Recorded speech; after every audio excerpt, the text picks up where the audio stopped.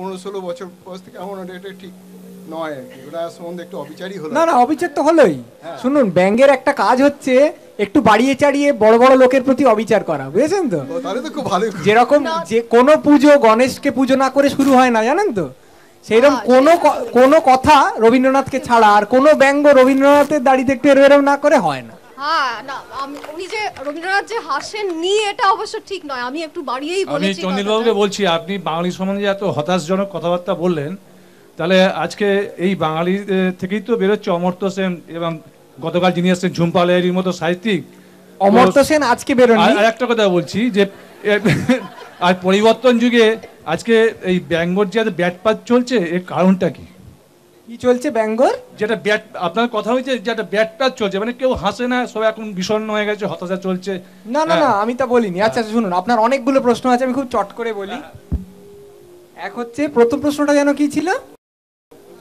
হ্যাঁ, অমর্ত্য সেন আজকের মানুষ নন, বহুদিন আগেকার মানুষ।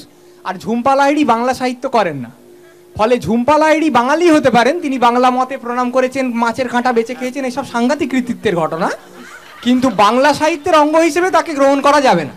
তিনি বিরাট স্টার, কিন্তু বাংলা সাহিত্য বা ব্যঙ্গ সাহিত্য বা বাংলা ব্যঙ্গ এরকম কোথাও তার নাম আসতেই পারে না, ফলে ওই প্রশ্নটা মানে হচ্ছে না। অমর্ত্য সেন বহুদিন আগে জন্মেছেন, বাঙালির তিনি, আরে গর্ব তো আমরা অনেকেই, বাঙালির গর্ব তো প্রচুর লোক হতে পারে, লিয়েন্ডার পেজও তো বাঙালির গর্ব, কিন্তু ব্যঙ্গ সাহিত্যের সঙ্গে তার সম্পর্ক নেই, এইটা বলছি। আর তার পরের প্রশ্নটা যেন কি ছিল, সেটা হচ্ছে এখন লোকে হাসে না, তা বলছি না, লোকে হাসে খুব, বরঞ্চ বেশি।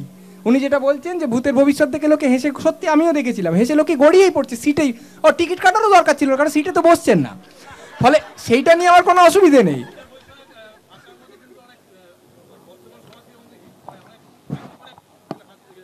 অনেক অনেক, হ্যাঁ, না না, ভালো ফলো হয়তো আমি আপনার মতো করতে পারিনি, আমি শুধু বলছি যে নিশ্চয়ই তা আছে, আবার তা নেইও, মানে হ্যাঁ, অনেকটা আছে যেটা অনেকটা আছে বর্তমান সমাজকে ব্যঙ্গ করা, অনেকটা আছে কিছু অশালীন চুটকি দিয়ে মানুষকে হাসানো। সে ভূতের ভবিষ্যৎ বিশ্লেষণ করতে এখন আমরা বসিনি, কোনো দরকারও নেই।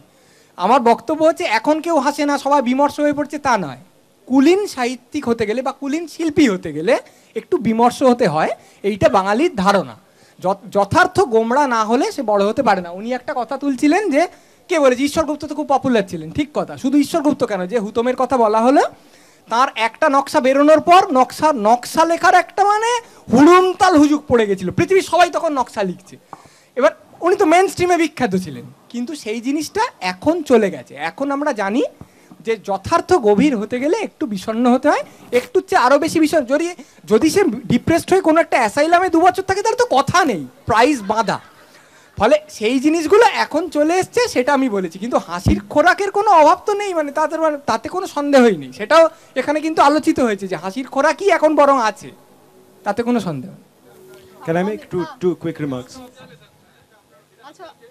Okay, just two remarks on what I heard today, since you're running out of time.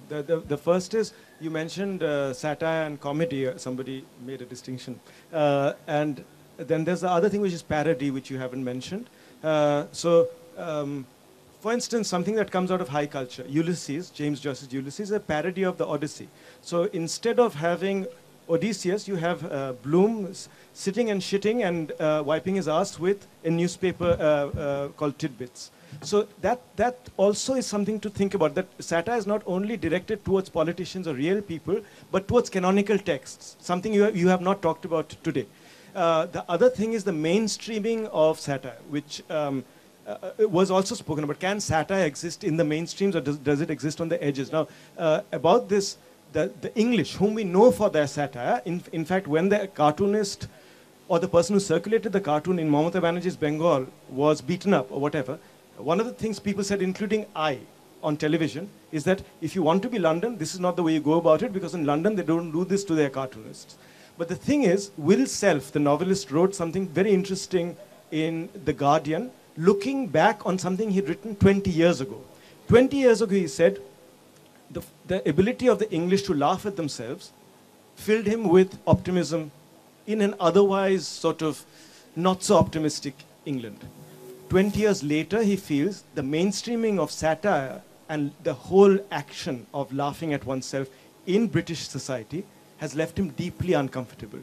it has become institutionalized in Britain now, the whole business of laughing at oneself. The same thing with political debate. It mirrors political debate in Britain. The Tories and the Labour Party are always debating with each other, but we know that the debate is cosmetic, that they are really two sides of the same coin.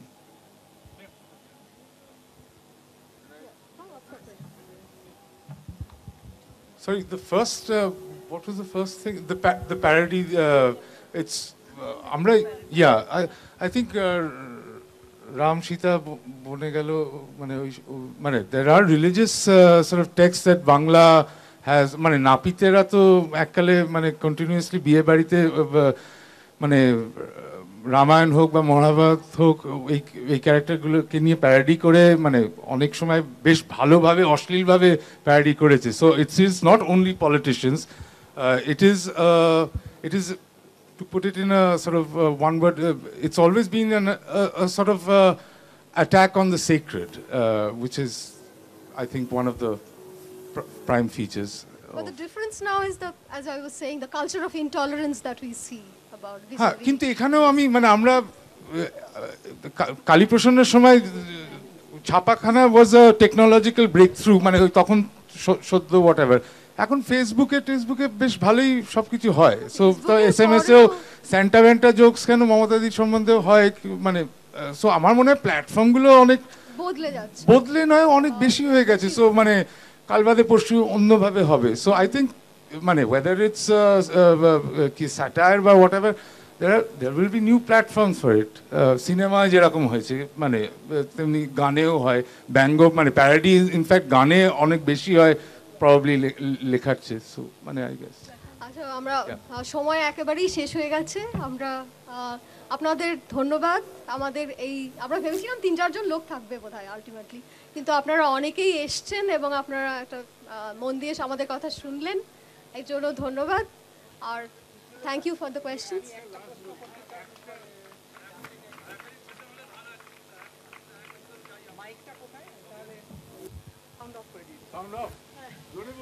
I'm sorry, আমরা sound off করে দিয়েছি আর তো নামানো যাচ্ছে না নইলে এদেরকে censorship intolerance সব কিছু এখানে এখন I represent all of it আচ্ছা thank you so much thank you টেনে নামিয়ে দিলাম but thank you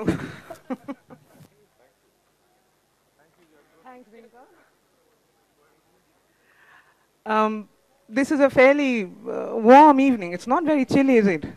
And that's very appropriate for our next session. Sholay se lava tak. It's a very